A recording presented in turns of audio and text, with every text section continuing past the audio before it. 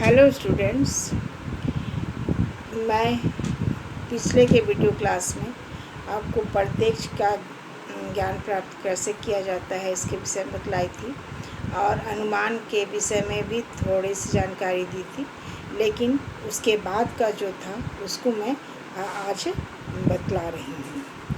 पक्ष धर्मता का अर्थ होता है पक्ष में लिंग या हेतु या साधन का पाया जाना, जैसे पहाड़ स्थान विशेष में धुआं का पाया जाना। व्याप्ति ज्ञान में धुआं और आग का संबंध जाना जाता है तथा पक्ष धर्मता में पहाड़ और धुआं का संबंध जानते हैं। दोनों को मिलाकर हम पहाड़ और आग के बीच संबंध स्थापित करते हैं। यही परामर्श और इसी के चलते अनुमान होता है। अब न्याय दर्शन का तीसरा प्रमाण है उपमान।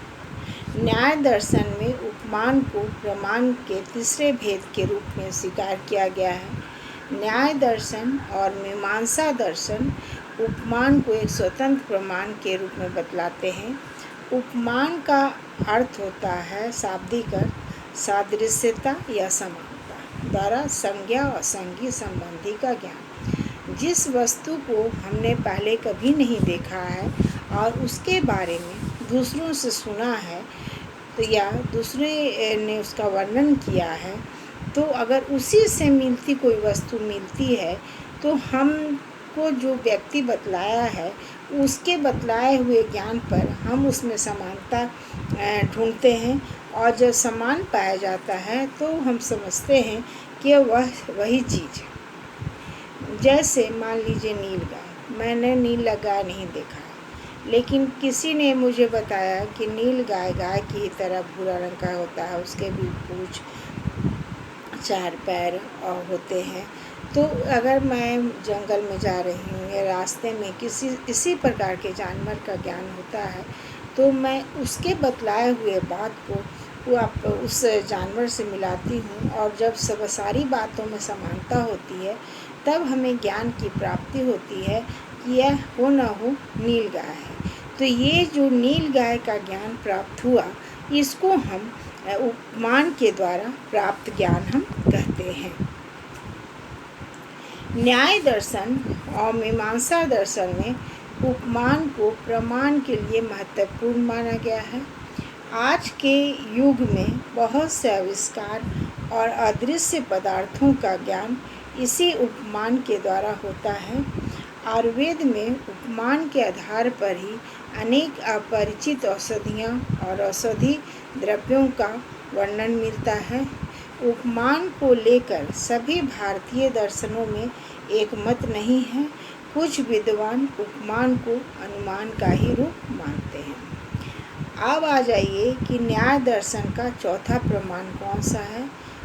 तो न्याय दर्शन का चौथा प्रमाण है आपका शब्द। शब्द न्याय दर्शन का अर्थ है एक या दो साधारण शब्दों से नहीं लगाया जाता, बल्कि अनेक शब्दों और वाक्यों के द्वारा जो वस्तुओं का ज्ञान होता है उसे शब्द के नाम से जाना जाता है।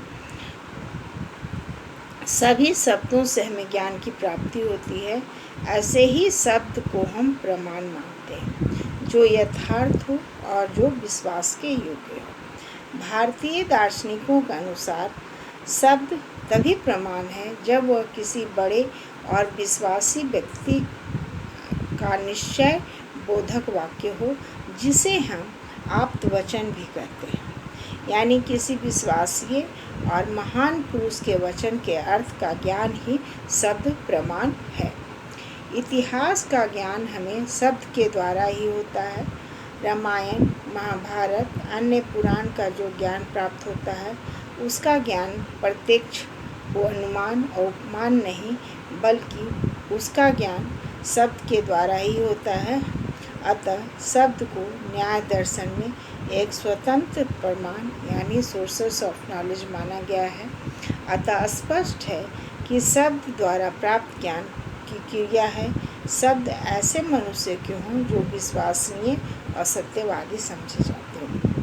कहने का तात्पर्य यह है कि हमारे और आपके वचनों को ऑथराइज्ड यानी प्रमाण नहीं माना जाएगा, बल्कि वैसे व्यक्ति जो विश्वसनीय तथा जो संत महात्मा जिसके ज्ञान को प्रमाणित किया गया है, जैसे वैज्ञानिक है तो उनके ज्ञान को प्रमाणित किया गया है, जिसको सारा विश्व मानता है, तो उसके ज्ञान को हम विश्वसनीय बोलते हैं।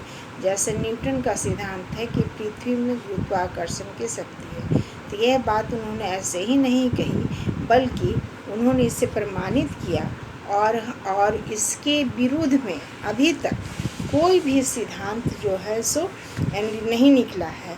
अतः आज भी लोग मानते हैं कि पृथ्वी में गुरुत्वाकर्षण के शक्ति के है, जिसके कारण कभी भी हम कोई भी चीज़ ऊपर फेंकते हैं तो वो नीचे की ओर आता है। उसी तरह से संत महात्मा या जैसे वेद है, पुराण है, रामायण है, महाभारत है, तो उसमें जो बातें कही हुई है वो चूँकि विश्वसनीय है, विश्वसनीय व्यक्तियों के द्वारा कहा गया है, इसलिए उनके बात को हम प्रामाणिक मानते हैं। इस प्रकार से न्याय दर्शन में ज्ञान प्राप्त करने के 4 साधन हैं। पहला प्रत्यक्ष, दूसरा अनुमान, तीसरा उपमान और चौथा शब्द। और इन चारों प्रमाणों के द्वारा मनुष्य अपने ज्ञान की वृद्धि करता है, ज्ञान की प्राप्ति करता है।